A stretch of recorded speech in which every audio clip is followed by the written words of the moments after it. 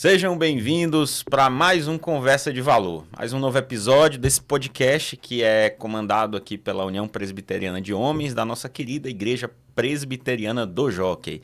E eu tenho uma missão de sempre estar bem acompanhado aqui. E hoje, mais uma vez, a gente vai contar com a presença de alguém muito especial, nosso presbítero, Andrei Lima. Tá correto, Andrei? Obrigado, correto. Ele é médico, especializado em clínica médica e nefrologia, pós-graduado em medicina esportiva, não é isso, doutor Andrei? Seja bem-vindo. Obrigado, meu amigo e irmão. Estou aqui à disposição.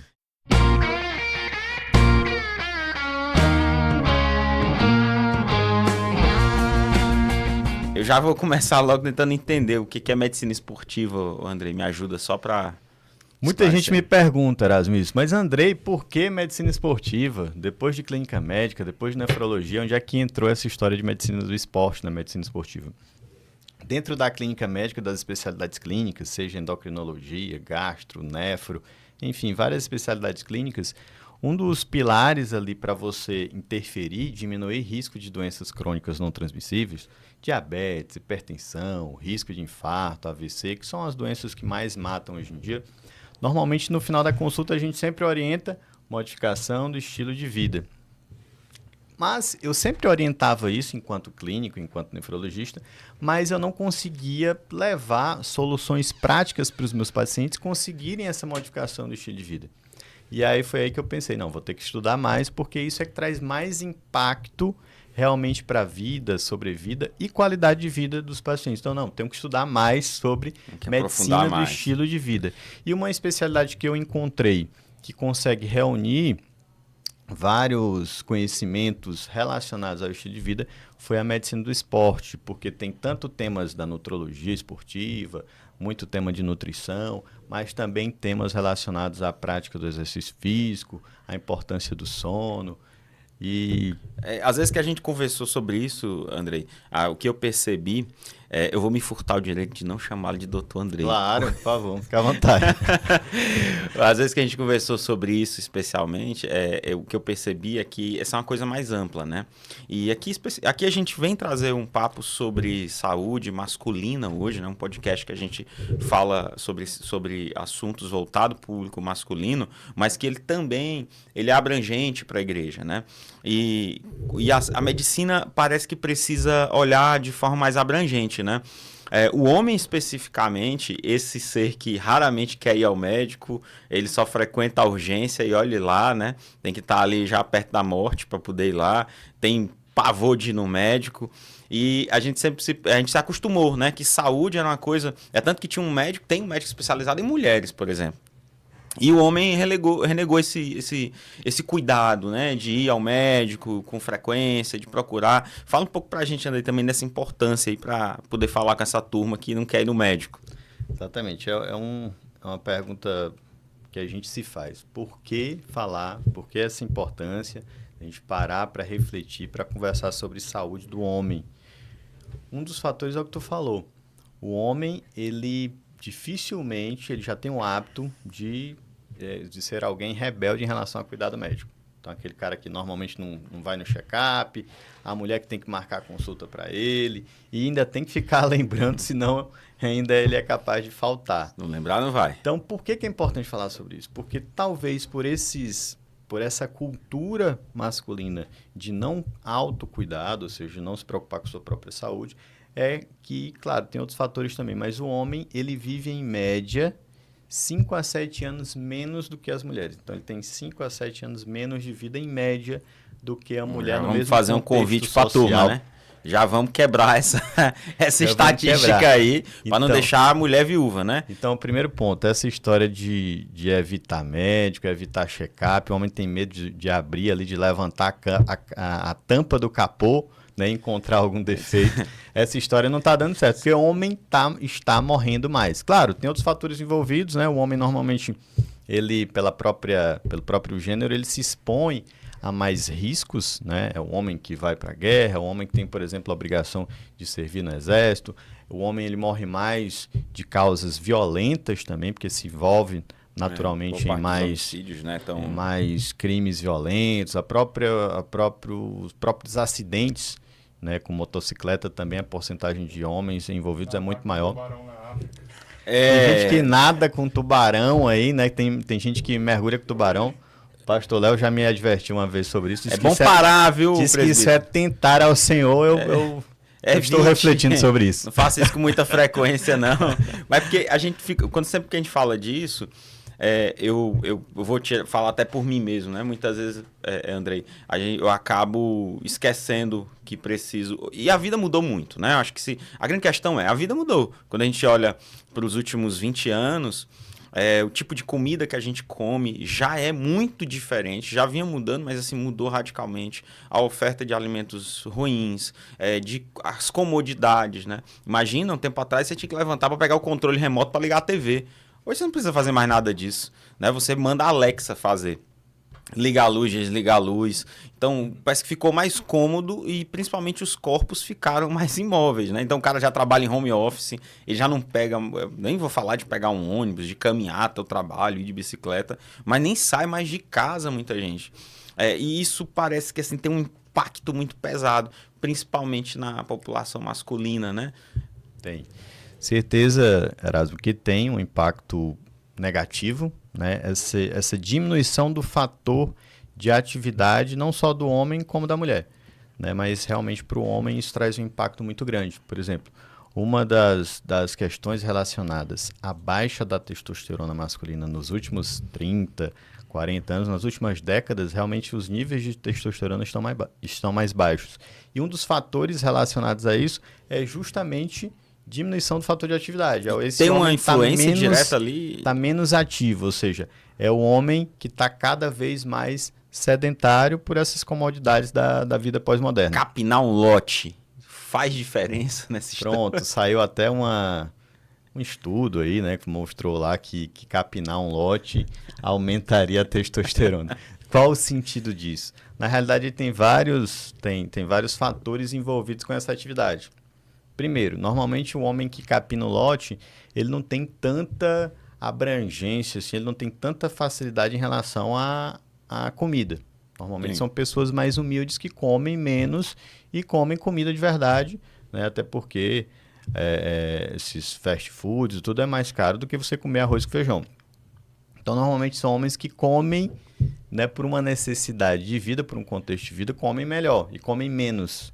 Normalmente são homens que se expõem ao sol. Então, exposição solar, né, tudo isso também está envolvido com a melhora da testosterona. A exposição solar vai melhorar o sono, por exemplo, lá da noite. E o sono é outro fator importantíssimo para a produção de testosterona. E aí, por último, entra o fator atividade física. Né? Normalmente, ali a inchada, você faz tanto o exercício aeróbico quanto o exercício de força, de resistência. A musculação. Então, ali é a musculação que não é só de 40 minutos. Crossfit rústico. Não, que é isso. Aí tu já baixou o nível da testosterona da conversa em cerca de 40%. A galera do crossfit vai ficar com raiva. Não, mas brincadeiras à parte... aí só nesse fator de capinar o lote, você vê quantas atividades relacionadas a esse estilo de vida desse homem que pega sol. Outra coisa, ele tem que dormir cedo para aguentar o dia inteiro, né, de trabalho amanhã. Ele tem que acordar cedo, ele sabe que tem que acordar às 5 horas da manhã, então ele não pode vacilar, ficar assistindo filminho aí até 11, meia-noite e meia, porque senão ele não vai conseguir acordar para trabalhar. Então são vários fatores envolvidos com esse decréscimo da testosterona. Agora, Erasmo, talvez o principal, já que a gente falou na questão da testosterona, o principal fator relacionado com a queda nos últimos anos, nas últimas décadas, é a obesidade. Então, o homem...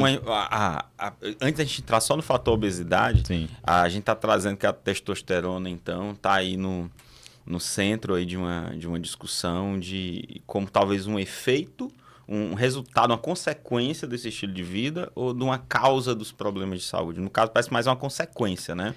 Que traz outras... Excelente pergunta, Erasmo. Você sabe que a gente ainda não sabe se a testosterona baixa é causa de, por exemplo, esse homem estar mais sedentário, estar mais para baixo, estar mais preguiçoso, estar mais fraco fisicamente, ou se ela é consequência desse estilo de vida ruim. Na realidade, eu acredito que ela é mais como consequência de um estilo de vida ruim, e aí depois ela retroalimenta esse sistema. Aí a Desencadeia testosterona baixa, outros... aí fica mais difícil você naturalmente ter disposição para treinar mais forte, ter disposição para dormir mais cedo, ter disposição para acordar mais cedo, né? Todos esses fatores que são importantes para você regular. Pode ter alguma relação com saúde mental, por exemplo? Pode ter algum elo ali também? Boa pergunta. A testosterona, muita gente só relaciona com a parte sexual. Minha testosterona deve estar boa porque minha libido está ok, minha qualidade de ereção também está razoável, né? Então, minha testosterona deve estar ok. Mas o homem tem receptor de testosterona até no cérebro. Então, testosterona não está relacionada só com saúde do ponto de vista sexual. Então, muitos homens ficam mais ansiosos, ficam mais agressivos, ficam até depressivos por uma queda da testosterona. Agora, a gente tem que fazer um alerta aqui também, porque muita gente, porque está na moda também desse mundo pós-moderno, se falar em performance. Né? Então, hoje você precisa de alta performance para tudo. Alta performance para treinar, alta performance no trabalho. Síndrome da performance, né? Então, assim, muita gente tem recorrido a esse hormônio simplesmente para ter uma alta performance, seja a nível físico, nível esportivo, seja a nível de trabalho mesmo. Você vê aí grandes empresários que precisam de muita energia recorrendo erroneamente à reposição de testosterona para fins de melhorar a performance. Não porque ele tem uma clínica de baixa de testosterona que ele precisaria repor. Qual o problema disso? Esse homem pode ficar, inclusive, estéril, fazendo essa reposição de testosterona. Então, é uma coisa que precisa ser discutida, essa terapia de reposição de testosterona responsável e não só baseada em alta performance. Ou seja, resumindo, parece que a gente chega num ponto que temos o homem, se ele não tem uma sequência de cuidado com o corpo, né, tendo em vista todas as mudanças que a gente sofreu, ele pode chegar num ponto que ele tem tantos efeitos acontecendo com ele. E aí, problemas musculares, problemas hormonais, ele pode estar com problema emocional, que na verdade tem um fundo ali que é um desequilíbrio, né? Então, o que a gente está falando aqui é você, homem, procure um médico. Procure um médico, procure nosso amigo doutor Andrei, né, para auxiliá-lo nesse processo. Porque nós temos outros problemas também, né, André? Assim, que quando a gente olha para o público masculino, por exemplo, a incidência de cálculo renal é maior nos homens. Quem já teve, né? Eu tenho vasta experiência sobre o assunto. Estou quase formado no tema, André. Cálculo renal. Quem, por exemplo, parece ter uma incidência maior no público masculino que no público feminino. E cálculo renal, por exemplo, é algo que pode atrapalhar bastante seu dia a dia, né? Fala um pouco também, tu que é nefrologista, né, da tua área aí. Sim, é verdade. O cálculo renal, nefrolitíase, essa doença aí dessa tendência que algumas pessoas têm de formar pedra nos rins, né, que é o cálculo renal, realmente o risco é maior no público masculino. Né? Então, essa tendência maior não está relacionada só a fator genético, que é importante no cálculo renal, mas não só a fator genético, mas também a fatores ambientais. Na realidade, o cálculo renal também pode ser considerado uma doença do estilo de vida, porque tem vários estudos mostrando que a nefrolitíase, o cálculo renal, está dentro de um contexto de síndrome metabólica, que é aquela síndrome quando você começa a ter ali, por exemplo, uma obesidade abdominal, um colesterol mais elevado, né? Então, até isso, esse cálculo renal parece que tem tudo a ver com essa síndrome metabólica. Por isso que eu parei para valorizar mais o conhecimento relacionado à medicina do estilo de vida, ao próprio estilo de vida. Eu mesmo tive uma sequência imensa, né? Eu tive uma super produção de pedra, né? Tava para trocar minha certidão de nascimento por um registro de imóvel, né? Porque é uma edificação bem feita. E o meu período de maior formação de cálculo foi justamente no período de obesidade. Meu período de muita obesidade, pesava lá perto dos 100 quilos, passei de 100 quilos. E por essa razão ou não, quando conversando com um médico há muito tempo atrás, ele falou, muda o estilo de vida, perde peso, melhora um pouco a tua qualidade de vida, bota alguma atividade esportiva no teu dia a dia. Não estou dizendo que isso vai resolver, vai ser o fim da produção de cálculo renal, mas é um indicativo, já que a gente não tem via exame aqui nada muito sugestivo para o teu caso. E realmente foi. Quando eu perco peso, que eu boto uma atividade esportiva no meu calendário, pronto, eu começo a reduzir a formação de cálculo, reduziu bastante a formação de cálculo, né? Hoje é uma mini pedreira, né? Mas tá em processo de correção. Mas tem a questão também da ingesta hídrica, né? Que é super importante aí, é algo fundamental, pessoal. Exatamente. Quando a gente fala de pedra, quando a gente fala, acabamos de falar de testosterona, muitas vezes as pessoas já querem recorrer a um tratamento medicamentoso, né? Seja a reposição de testosterona, seja algum remédio para evitar a formação de pedras, né, de cálculos nos rins, né?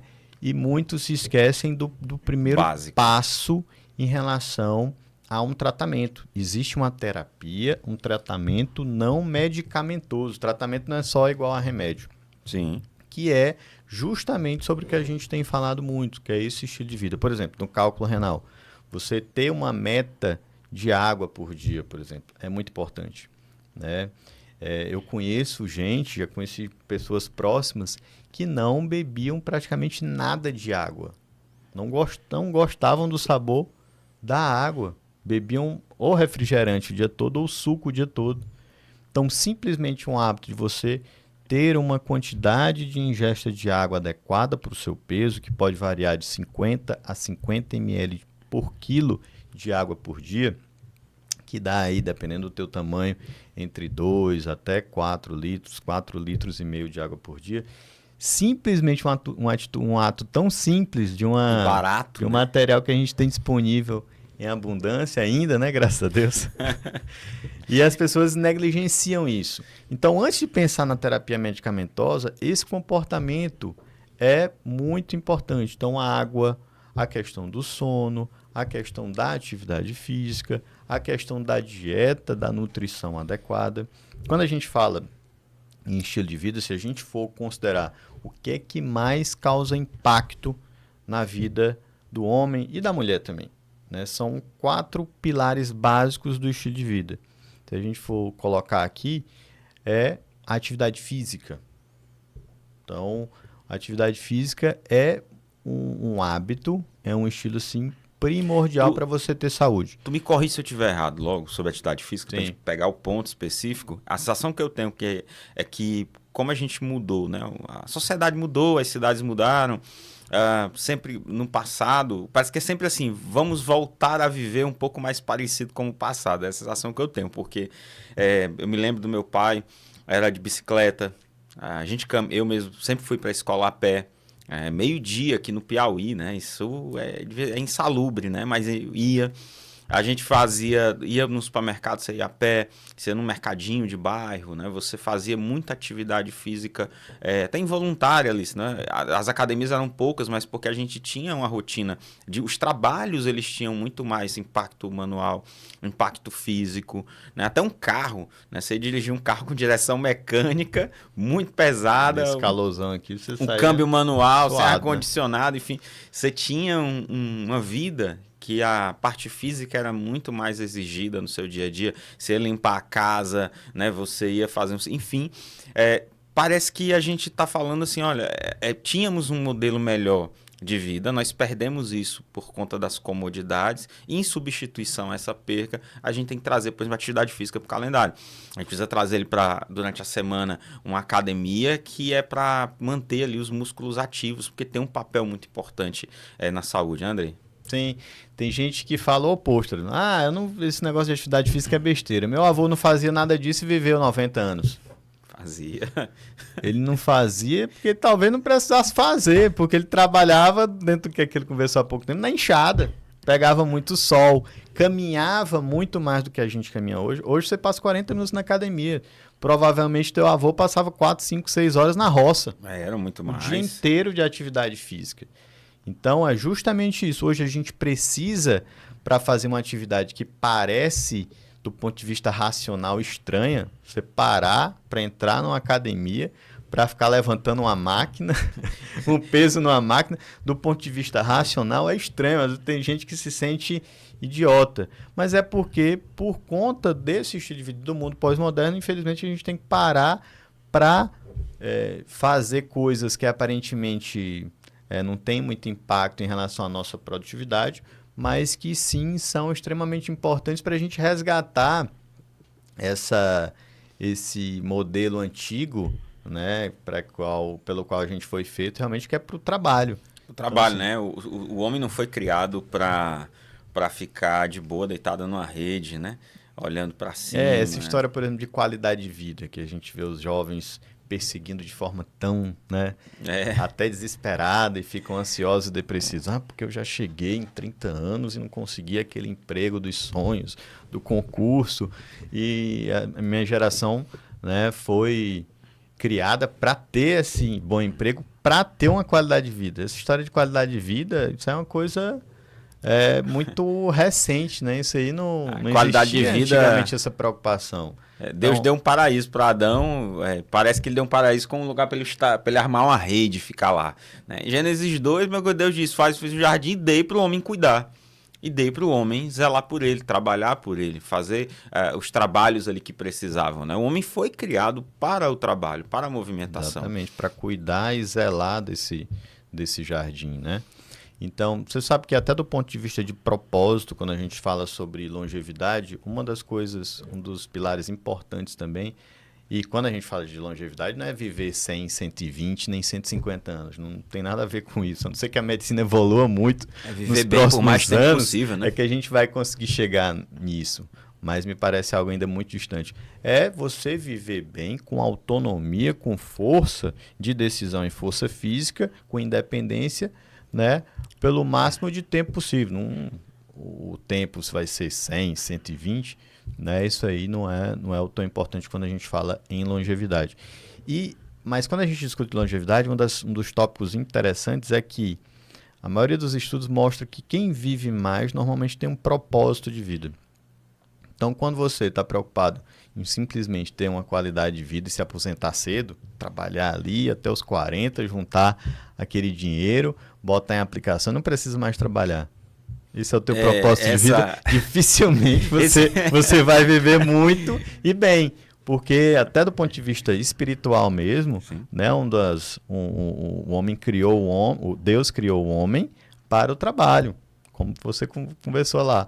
Lá em Gênesis 2, o homem foi criado para cultivar e guardar esse jardim. E aí a gente pode extrapolar isso para várias outras vidas do homem, não só do trabalho físico, esse trabalhar, mas no sentido de cuidar, de prover da família, né, de proteger a família.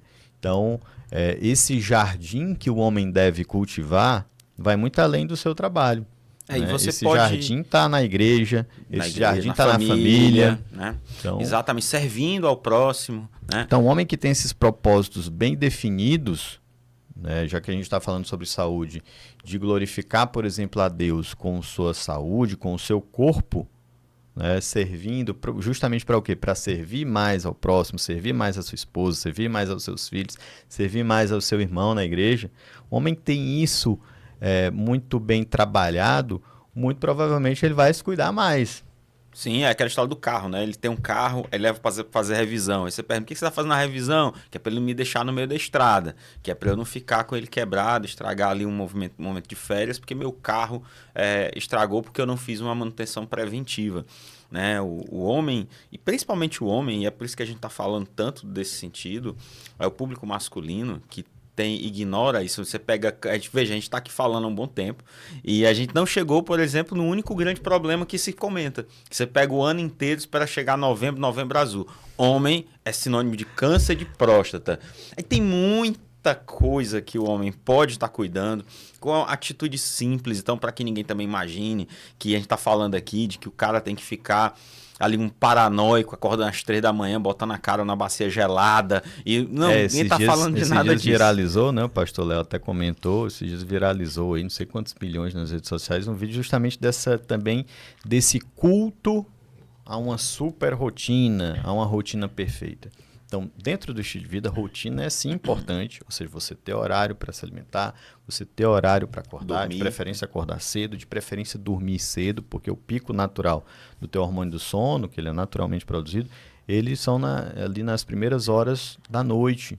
Então, faz uma diferença enorme você dormir 9 da noite, ótimo, excelente para a tua saúde, e você deixar para dormir depois de meia-noite, por exemplo. Não é só uma questão de horas de sono. O número de horas é importante, mas não é só isso. Então, a hora que você deita, né, para dormir, a hora que você acorda, isso é importante. Essa rotina é importante, mas não esse culto na rotina perfeita que a gente tem visto ultimamente.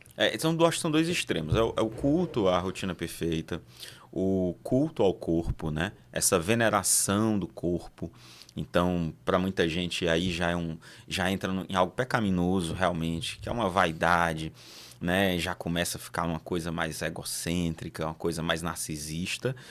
E esse fator de que ele precisa entender o corpo como um instrumento dado por Deus para ele, para que ele glorifique a Deus utilizando o seu corpo, né?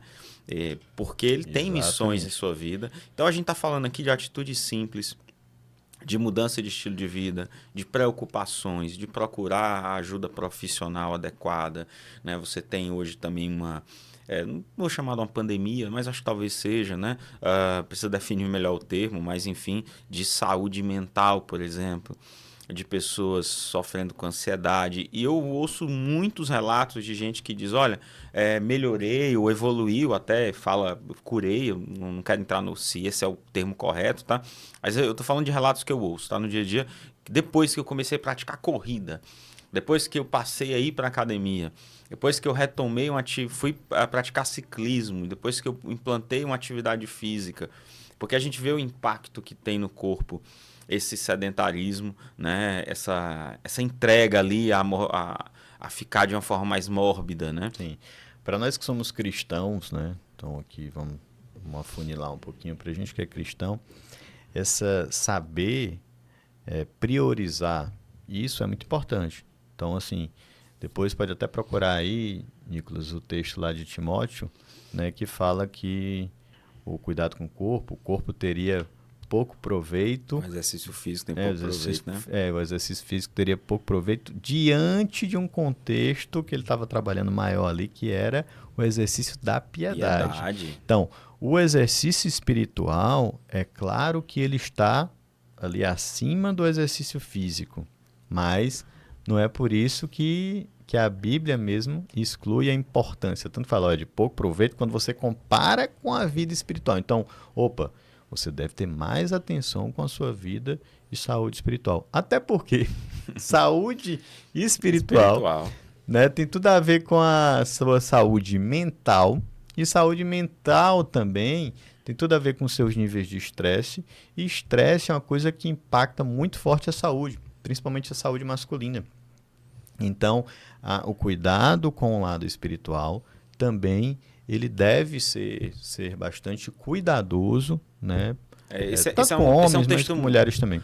Um texto mal utilizado, né? Porque ele acaba apontando para isso, né? Mas você vai ver diversos outros textos, quando o próprio apóstolo Paulo, que está aí falando para Timóteo, dando orientações a Timóteo sobre a sua vida piedosa, tudo. Também você vai ver o apóstolo Paulo comparando, por exemplo, essa caminhada cristã, a vida de um atleta, né? Alguém que se condiciona para isso. E na caminhada cristã, existem atividades que vão precisar do seu corpo para essa atividade, né? De um corpo saudável, que você vai trabalhar por isso. O grande problema é que às vezes a gente maltrata nosso corpo. É óbvio que existem doenças que são de origem ali congênitas, que têm origem não provocada, ou seja, você não desenvolveu aquilo porque teve um mau estilo de vida apenas, né? Então, algumas doenças não vêm por aí. Mas a gente facilita muito, né? A gente ataca nosso corpo com o tipo de comida que come, se negando a fazer uma atividade física. Eu não tenho tempo para fazer atividade física, mas eu tenho tempo para passar 4 horas na frente do Instagram. Pega seu relatório de Instagram aí, por exemplo. Lá no Instagram tem um campinho lá que mostra as estatísticas. Você vai ver quanto tempo por dia você passou com aquela tela aberta. Ou melhor, você tem tempo de chegar em casa, ligar a TV, assistir 2, 3 horas de série, dá para tirar uma horinha ali, porque é uma questão de prioridade. Então, como é que um corpo que não está são vai, por exemplo, desenvolver uma atividade na igreja? Como é que você vai sair para evangelizar? Como é que você vai ajudar a organizar as coisas na igreja? Como é que você vai cuidar da sua família, que é uma missão que Deus te deu também? Proteger a sua família. Esses dias eu vi um vídeo engraçado desses que tu tá falando em ficar rolando tela aí. Vou aqui confessar meu pecado. O padre Erasmo. Viu, Erasmo? E aí ele tava rolando... A extremunção desse rapaz aqui hoje. Tava rolando tela e aí chegou um vídeo lá, o cara, um homem, grandalhão, apanhando para um cervo. Para não falar outro nome. Dá um cervozinho, um viadinho na praia, e ele vai tirar o cervo lá de perto da mulher, o cervo tava, né? E aí o cervo levanta e começa a dar patada nele, e ele tava obeso, tenta correr, cai. O cervo vai pra cima dele. Então o cara apanhou pra um cervo. Como é que esse cara vai defender a esposa? Como é que esse cara vai ter capacidade de defender os filhos, filhas? E o que a gente está dizendo é que você que tem essa situação hoje, essa tem sido a nossa conversa nesse programa, é que você procure se preocupar com isso. Traga isso para o seu centro de preocupações, porque é uma preocupação válida. Porque é culpa até do nossa médica, né? Culpa da classe médica também, da classe de saúde, porque a discussão sobre saúde masculina, como tu colocou antes, fica muito restrita só à questão de um mês da saúde do homem e restrita a um órgão, né, lá pequenininho que o homem tem, que é a próstata. É muito importante, por quê? Porque é um câncer, é um tipo de câncer que, se diagnosticado precocemente, tem altas chances de cura.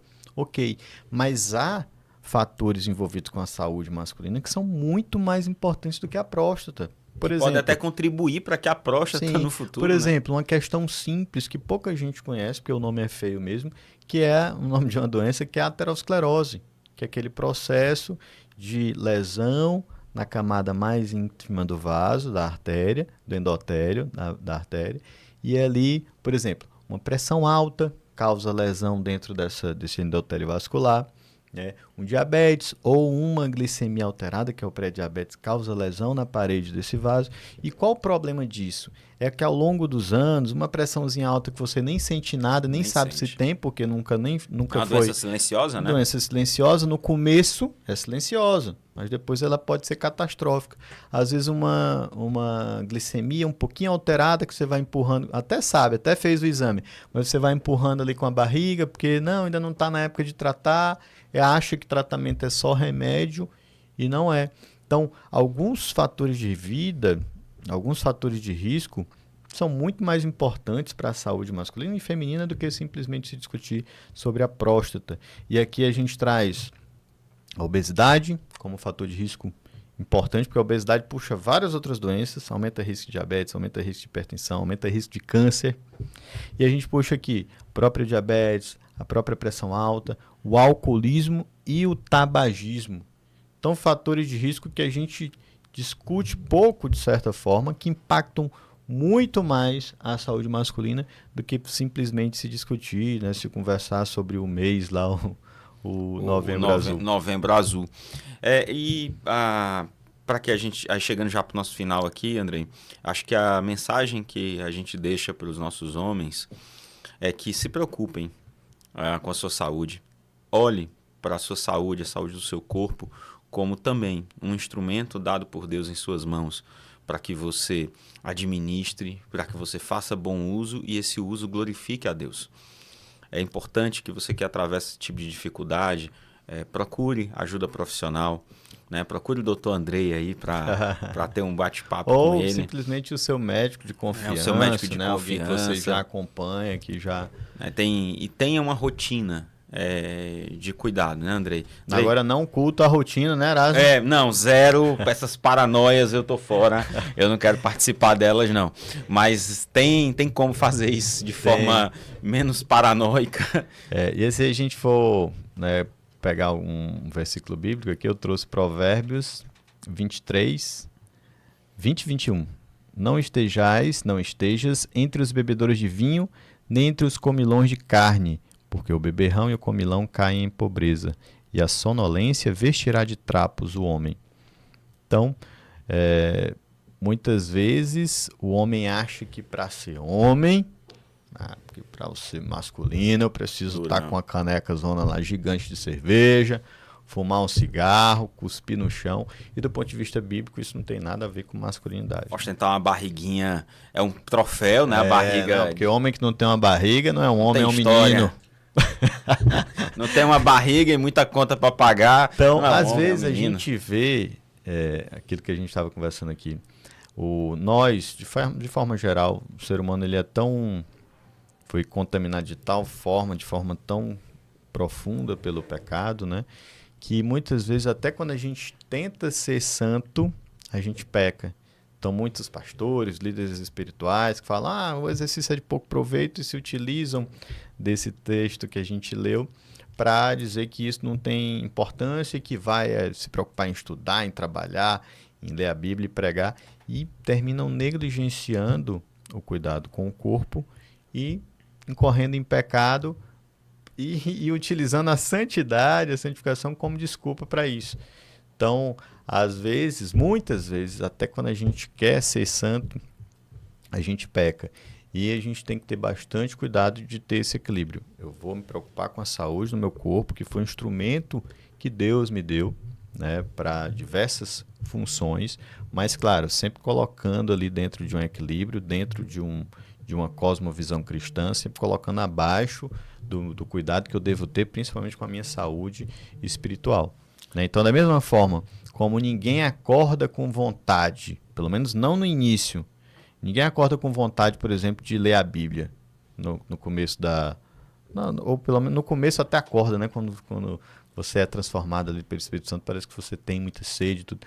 E depois, durante a caminhada, em alguns momentos parece que isso vai se perdendo. E nem sempre, por exemplo, você acorda com vontade de ler a Bíblia. Ou com vontade, eita, que hoje eu acordei com a vontade de orar 2 horas seguidas, Dalzão. Da mesma forma como isso, você não pode esperar isso acontecer para você parar vontade, né? E ter essa disciplina de orar, de ler a Bíblia. Da mesma forma, você também não pode esperar uma super motivação, por exemplo, para ir para a academia. Essa história de que o pessoal posta lá na academia, esses influencers, a melhor coisa do mundo é você ir treinar e tudo mais. Não, isso é mentira. Isso pecado, é mentira, conversa, é pecado também, tá? Só para avisar. Conversa fiada. Então, assim, as pessoas terminam gostando daquele hábito quando elas veem as consequências positivas daquele hábito. Mas ninguém quer acordar 4 horas da manhã para pedalar 100 quilômetros. Pelo menos 90% das pessoas que não são masoquistas, né? Então, assim, mas você faz isso não porque ficou super motivado para fazer isso, mas porque você é disciplinado. Então, assim, não espere ter a condição perfeita. Comece com pequenas mudanças na sua rotina. Comece com pequenas mudanças, por exemplo, fazendo uma simples caminhada nos finais de semana, que é um tempo, aumentando um pouco de tempo de caminhada, né? Se tornando mais ativo, não só do ponto de vista de praticar exercício, porque a atividade física é diferente, né? Atividade física e exercício são coisas diferentes, né? Por exemplo, você caminhar um pouco mais do carro até o trabalho é um tipo de atividade física. E isso conta também como subir escadas, né? Subir escada, né? Fazer trabalhos manuais, isso conta também. Qual é a diferença do exercício? É que exercício é essa atividade física programada. Então, é claro que é interessante você programar... Direcionada para bater uma meta mínima de atividade física, né, na tua semana. Se a gente fosse falar, que meta mínima então seria essa, Andrei? Para a gente começar de forma bem prática. Por exemplo, musculação, o mínimo seria 2 vezes por semana. Se conseguir botar 3 ali vezes por semana, ainda melhor. Então, será que você não tem ali 40 minutos vezes 2, 80 minutos por semana para fazer um treino de musculação? E quando a gente fala de exercício cardiovascular, que é o aeróbico, que é o cardio, seria aí um mínimo. Qualquer cardio, qualquer fator de atividade já é positivo, mas que tem um impacto mais forte para a tua saúde cardiovascular seria ali 120 minutos de cardio por semana. Então, ali 30 minutinhos 4 vezes por semana. Se você tem um final de semana, sábado e domingo, que você consegue caminhar um pouco mais, já fica mais fácil para bater essa meta, né? E outra coisa, dentro da nutrição, uma coisa básica dentro da nutrição, claro, o ideal é que você vá, consulte com a nutricionista para que ela consiga programar ali a dieta adequada para o seu tamanho, para a sua idade, para o seu contexto de doença, né? Se já é hipertenso, se já tem um colesterol mais elevado, por exemplo. É claro que isso é o ideal. Mas atenções simples que você pode começar a ter como homem, como, por exemplo, a quantidade de proteína. A maioria dos homens não come a quantidade mínima de proteína. Por isso que você vê os homens cada vez mais fracos fisicamente mesmo, né? Cada vez mais sarcopênicos, ou seja, com uma quantidade de músculo muito pequena, porque não come o mínimo de proteína por dia. Então, você começar a prestar atenção nisso, simplesmente, por exemplo, em todas as suas refeições, colocar alguma proteína. Colocar, por exemplo, um leite, um queijo, um ovo, uma carne de gado, de frango, de peixe. Em todas as refeições, se você simplesmente se preocupar em colocar uma porção de proteína, você já chega mais perto ali de atingir essa quantidade mínima de proteínas por dia, né? Então, só para trazer essas coisas práticas dentro desses pilares mais importantes. E sono, por último, é importante sim. A gente estava discutindo, o Dalzão aqui me perguntou mais cedo, Andrei, mas essa noite eu só dormi 6 horas e acordei zerado. E aí? Eu disse, olha, e aí provavelmente, né, você estava na sexta-feira, estava mais relaxado, estava menos estressado, a chance de ter atingido sonos mais profundos, né, certamente foi maior e você acordou mais descansado. Mas ainda assim a quantidade de sono é importante. Porque muito homem fala assim, eu mesmo durante anos tive esse discurso. Terminei prejudicando minha saúde por conta disso. Que era dar plantão noturno e tudo mais. Eu dava plantão, saía, ia direto fazer outra coisa, não ia descansar. Ainda hoje faço isso. Não faça o que ele diz. Ainda hoje faço isso, mas isso prejudica a saúde. Por quê? Porque por mais que você pense que está descansado, existe uma quantidade mínima de horas. O que os estudos mostram é que um percentual mínimo da população conseguem realmente ficar bem dormindo pouco, mas isso é exceção da exceção. Então, o mínimo realmente é você dormir por noite, para o homem, 7 horas. Tá? Então, quantos homens, já que a gente estava conversando antes sobre testosterona, quantos homens que a gente conhece que consegue bater essas 7 horas? Um homem que trabalha, que tem família, que tem uma série de preocupações. Quantos homens vocês conhecem que têm dormido 7 horas por noite? Quantidade muito pequena. Pouco. E aí, por isso que a gente vê tantos homens com testosterona tão baixa. Então, antes de pensar em se medicar, né, porque tem uma série de efeitos adversos que podem acontecer, vamos modificar coisas simples antes, né? Vou dormir um pouco mais cedo, comer um pouco melhor, trabalhar minha espiritualidade, minha mente, né?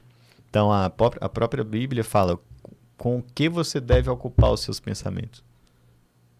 Né? Tudo que é puro, tudo que é agradável, tudo que é justo, seja isso que ocupe o vosso pensamento. Então, assim, se você só passa o dia pensando coisas ruins, em problemas, em que algo não vai dar certo, o seu nível de estresse, então, esse gerenciamento de estresse, que às vezes parece difícil, né? Você diz, Andrei, como é que eu vou gerenciar, diminuir esse estresse? Parece uma coisa, né, irracional. Mas não, você consegue... tem um teólogo, não vou lembrar o nome dele agora, que ele fala, eu acho que era um teólogo que falou isso, ele fala, olha, você não escolhe, né, os urubus que estão voando lá em cima sobre a sua cabeça, né, que estão distantes, mas você pode impedi-los de fazer ninho na sua cabeça. Então, a mesma coisa são com os pensamentos ruins. Às vezes você pensa alguma coisa, esse pensamento aqui eu não devo guardar. Já tira, já ocupa ali a sua mente com o que é bom, né? Então, também isso ajuda a diminuir o nível de estresse, que tem um impacto forte também na saúde masculina. Então, Andrei, desde já, muito obrigado. Foi um bate-papo bem esclarecedor. E para avisar para quem nos acompanha aí que a gente continua falando de saúde também aqui em outros episódios. A ideia é que a gente possa ajudar e incentivar que os homens procurem ajuda, procurem o apoio médico profissional e tenha isso também no seu radar de preocupação, não somente trabalhar, ganhar dinheiro e que precisa estar bem para poder fazer essas outras coisas também, né? Descansar, dormir, como a gente falou aqui. Essa é uma preocupação que deve estar no radar de todo homem, né? E sempre objetivando a glória do Senhor através das suas vidas, através de seus corpos também. Então, Andrezão, muito obrigado. A mensagem final aí. Amém. Uma mensagem final sobre esse tema de saúde, que eu sempre gosto, é de um pastor escocês, né, que teve um trabalho muito grande, logo aos 20, o Robert Murray McCheyne. Ele, desde cedo, começou o ministério pastoral dele com 23 anos, né, pregou mais de 300 sermões, né, assim, só sermãos, né, famosos, foram mais de 300. E ele morreu aos 29 anos. E quando ele adoeceu, né, ele realmente se preocupava muito com o lado espiritual e zero com o corpo. E quando ele adoeceu, que ele viu realmente que não teria escapatória, ele falou uma frase que me impactou muito. Ele falou assim, olha, Deus me deu um cavalo e uma mensagem. Um cavalo para entregar essa mensagem. Eu matei o cavalo e agora não tenho como mais levar essa mensagem à frente. Então, só para a gente também reforçar esse cuidado que a gente, enquanto homens cristãos, devemos ter com o nosso corpo. Muito bem finalizado. Então, curta, compartilhe, nos acompanhe por aqui e até o nosso próximo encontro. Foi um prazer.